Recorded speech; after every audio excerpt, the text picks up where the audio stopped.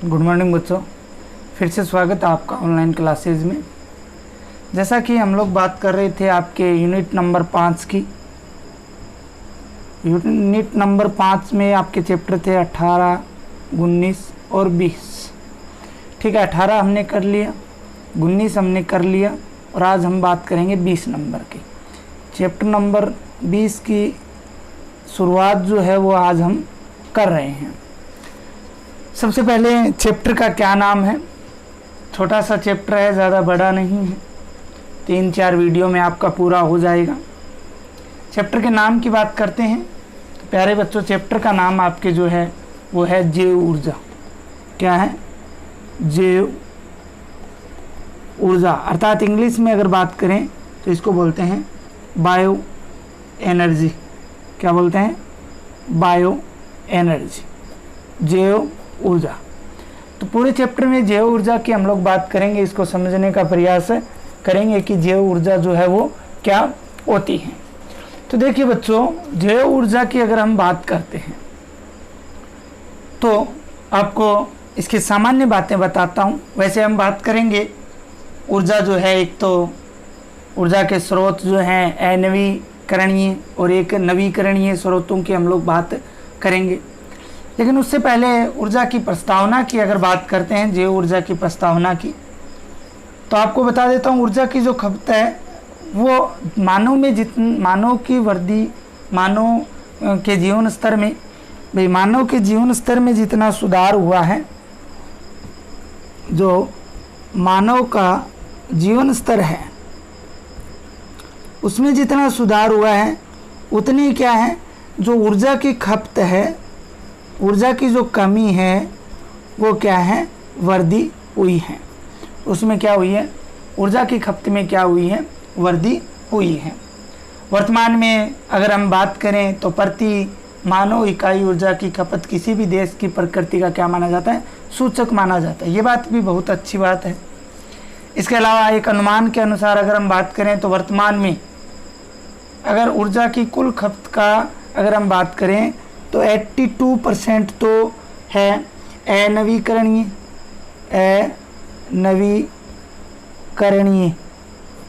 कितना प्रतिशत? 82% तो है अनवीकरणीय स्रोत। ठीक है, और लास्ट कितना बचा? 18% क्या है, नवीकरणीय स्रोत। ठीक है, अब दिक्कत ये आती है कि वही अनवीकरणीय स्रोत कौन से होते हैं और नवीकरणीय स्रोत जो हैं वो कौन से होते हैं। अनवीकरणीय स्रोत कौन से हैं और नवीकरणीय स्रोत कौन से हैं, तो उसकी अगर हम बात करें तो देखिए बच्चों, सबसे पहले हम बात करते हैं अनवीकरणीय की, कि अनवीकरणीय स्रोत कौन से होते हैं। तो ये ऊर्जा के ऐसे स्रोत होते हैं जिनकी मात्रा निश्चित होती है। ये ऊर्जा के ऐसे स्रोत होते हैं, अनवीकरणीय की बात कर रहा हूँ मैं, अनवीकरणीय स्रोत। ऊर्जा के ऐसे स्रोत, ऊर्जा के ऐसे स्रोत जिनकी मात्रा निश्चित होती है, जिनकी मात्रा क्या होती है, निश्चित होती है, क्या कहलाते हैं, अनवीकरणीय स्रोत कहलाते हैं। अर्थात इनकी खपत जैसे जैसे इनको हम काम में लेते हैं, जैसे जैसे इनको हम काम में लेते हैं इनकी खपत होती है तथा मात्रा में क्या आती जाती है, मात्रा में क्या होती रहती है, कमी होती रहती है। ऐसे स्रोत क्या कहलाते हैं, अनवीकरणीय कहलाते हैं। या हम इस प्रकार से कह सकते हैं, इन स्रोतों का एक दिन क्या होता है, आखिरी दिन होता है। अर्थात ये लास्ट में क्या होते हैं, इनका एंड भी होता है, लास्ट में ये क्या होते हैं, समाप्त हो जाते हैं। उनको क्या बोलते हैं, अनवीकरणीय स्रोत बोलते हैं। जो कितने प्रतिशत है, 82% है। कितने प्रतिशत है, 82% है। अब देखिए बच्चों, 82 में अगर हम बात करें अनवीकरणीय में, 82 के अंदर अगर बात करें तो ऊर्जा का 76% भाग, इस 82 में से 76% जो भाग है वो जीवाश्मी ईंधनों से है। किससे है? जीवाश्मी ईंधन। अब देखिए आपको एक बात और बताता हूँ, अनवीकरणीय स्रोत ऐसे होते हैं इनको काम में लेने के बाद हम काम में नहीं ले सकते। तो 76% क्या है, जीवाश्मी ईंधन है। इसके अलावा अगर हम बात करें कितने प्रतिशत बचा, 6% और बचा, प्लस 6% जो है वो किसके रूप में होता है, नाभिकीय ऊर्जा स्रोतों के रूप में होता है, नाभिकीय न्यूक्लियर एनर्जी के रूप में, ऊर्जा स्रोतों के रूप में काम में लिया जाता है। 76% जीवाश्मी ईंधन के रूप में और 6% नाभिकीय ऊर्जा स्रोत के रूप में काम में लिया जाता है। तो ये तो बात होगी किसकी, अनवीकरणीय की, अर्थात नॉन रिन्यूएबल जो है उनकी हमने सोर्स की बात कर ली। दूसरा जो है आपके नवीकरणीय स्रोत। तो नवीकरणीय स्रोत की बच्चों क्या परिभाषा हो जाएगी, ऊर्जा के ऐसे स्रोत, ऊर्जा के ऐसे स्रोत, कैसे स्रोत, ऊर्जा के ऐसे स्रोत जिनको क्या है, जिनका पुनर्निर्माण किया जा सकता है, जिनका पुनर्निर्माण किया जा सकता है, भाई जो नष्ट नहीं होते हैं इनका क्या किया जा सकता है, पुनर्निर्माण किया जा सकता है। जैसे अगर हम एग्जाम्पल की बात करें, देखो ये आप 10वीं क्लास से भी पढ़ते आ रहे हो, एग्जाम्पल की बात करें तो सौर ऊर्जा है, कैसी ऊर्जा है, सौर ऊर्जा है, सौर ऊर्जा के अलावा पन बिजली है, ठीक है। इसके अलावा अगर बात करें पवन ऊर्जा है, पवन ऊर्जा है, ज्वारीय ऊर्जा है, पवन ऊर्जा है, ज्वारीय ऊर्जा है तथा जैव ऊर्जा है।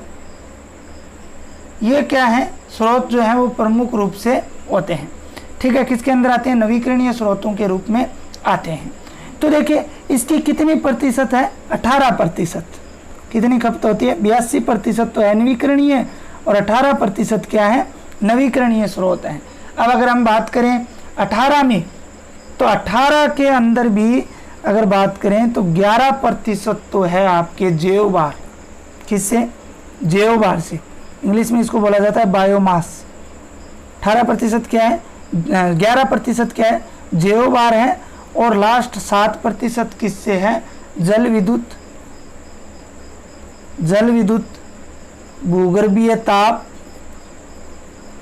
भूगर्भीय ताप, सौर ऊर्जा तथा पवन ऊर्जा से प्राप्त होती है। किससे प्राप्त होती है, पवन ऊर्जा से प्राप्त होती है। तो प्यारे बच्चों अभी हमने क्या पढ़ा, जैव ऊर्जा के बारे में, चैप्टर का नाम आपको बताया। उसके बाद में हमने ऊर्जा के 2 स्रोतों की बात की। किसकी बात की, ऊर्जा के 2 स्रोतों की बात की। एक तो अनवीकरणीय स्रोत की बात की और एक किसकी बात की हमने, नवीकरणीय स्रोत की बात की। अनवीकरणीय ऊर्जा जो है वो नवीकरणीय स्रोतों से कितनी प्राप्त होती है, 82%, और नवीकरणीय से 18% 18% प्राप्त होती है। नॉन रिन्यूएबल जो होते हैं अनवीकरणीय, परिभाषा की मैंने आपको बताई, ऊर्जा के ऐसे स्रोत जिनकी मात्रा निश्चित होती है, अर्थात जैसे जैसे जिनको काम में लिया जाता है उनकी मात्रा में क्या आती जाती है, कमी जो है वो आती जाती है। इसके अंदर अर्थात इनका लास्ट दिन भी होता है। 82% में से 76% है वो जीवाश्मी ईंधन के रूप में होता है और 6% जो है वो नाभिकीय ऊर्जा स्रोत के रूप में होता है। इसी के साथ नवीकरणीय रिन्यूएबल जो सोर्स हैं, ऊर्जा के ऐसे स्रोत जिनका पुनर्निर्माण किया जा सकता है, अर्थात जो साधारणतः नष्ट नहीं होते हैं। फॉर एग्जाम्पल सौर ऊर्जा, पन बिजली, पवन ऊर्जा, पन बिजली हो गई मतलब पानी से बनी, ज्वारीय ऊर्जा, जैव ऊर्जा, ये इसके अंदर आते हैं। अब कितने प्रतिशत था, 18% प्राप्त किससे होती है, नवीकरणीय स्रोतों से, जिनमें से 11% जो है वो जैव भार अर्थात बायोमास, किसके द्वारा, बायोमास के द्वारा, और 7% है वो जल विद्युत, भूगर्भीय ताप, सौर ऊर्जा, पवन ऊर्जा से प्राप्त होती है। तो प्यारे बच्चों ये था दोनों की। इसके अलावा अगर हम बात करें तो इन सभी स्रोतों का पुनर्निर्माण जो है वो सिर्फ नवीकरणीय स्रोतों का पुनर्निर्माण है वो किया जा सकता है। अनवीकरण, देखिए इनमें डिफरेंस भी आ सकता है, क्या आ सकता है, डिफरेंस भी आप लोगों से पूछ सकता है, तो आपको पता होना चाहिए अंतर। कि नवीकरणीय और अनवीकरणीय स्रोत में अंतर, तो इनकी मात्रा निश्चित नहीं होती, इनकी निश्चित होती है। ओके, इसके अलावा अगर हम बात करें तो मात्रा बता सकते हो 18%। इसके अलावा इनका पुनर्निर्माण नहीं किया जा सकता, इनका किया जा सकता है।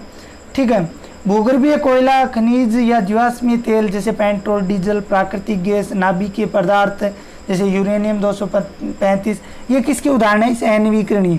अगर आपसे एग्जाम्पल पूछा जाए, इसके एग्जाम्पल पूछे जाएं तो पेट्रोल, डीजल आप दे सकते हो।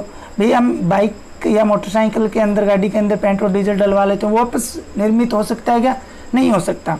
तो कहने का मतलब है अनवीकरणीय स्रोत के जो उदाहरण हैं जैसे कोयला है, खनिज है, जीवाश्मीय तेल है, नेचुरल गैसें हैं, ठीक है, न्यूक्लियर पदार्थ हैं, वो उन सब का हम पुनर्निर्माण नहीं कर सकते, जो कि इसके उदाहरण है।